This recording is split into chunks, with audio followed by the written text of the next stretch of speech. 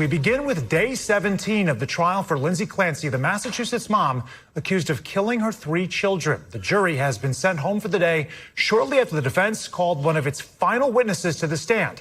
That is a hospital chaplain who met with Clancy on a weekly basis and testified today that a persistent male voice told her that if she failed to follow its commands, that she and her children would not be safe. Yesterday, a psychologist echoed that same testimony, saying that Clancy told him that an audible hallucination ordered her to kill herself and her 3 children. He also testified Clancy could not be held criminally responsible because she had, quote, no appreciation for the wrongfulness of her act. NBC News correspondent Stephen Romo has been following this for weeks. He joins us now. So I guess, Stephen, what more did the hospital chaplain tell the court about Lindsay Clancy's hallucinations and this immense grief? And really, this is another testimony in court from an expert about what Lindsay Clancy allegedly told them in the weeks leading up to these murders. Yeah, this is another fascinating witness and a strong witness for the defense. Chaplain Sheila Kavanaugh testifying today, not just about the voice, which is important, but also Lindsay's mindset just after the killings. Let's listen to a bit of her testimony. Lindsay talks frequently about her children.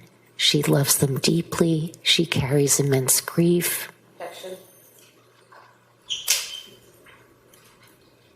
Overruled. Next question, though. And has that continued to your observation? It continues presently.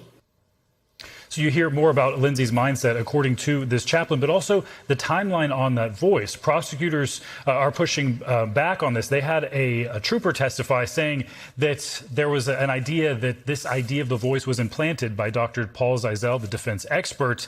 But this chaplain started seeing Lindsay before Dr. Paul Zeisel did see her. So this could be a blow to the prosecution's timeline. That's yet to be seen as well. Stephen, real quickly, we said this is one of the final witnesses for the defense. What else are we expected to hear in the last few days? Yeah, court ended early again today as well, but the judge reassuring everyone that things are moving quickly. He said that closing arguments could come Monday or Tuesday. We expect some more expert witnesses to come tomorrow and rebuttal witnesses from the prosecution as well, finally getting to their experts, but stuff's speeding up here. All right, Stephen Romo, thank you so much for starting us off here. We thank you for watching, and remember, stay updated on breaking news and top stories on the NBC News app or watch live on our YouTube channel.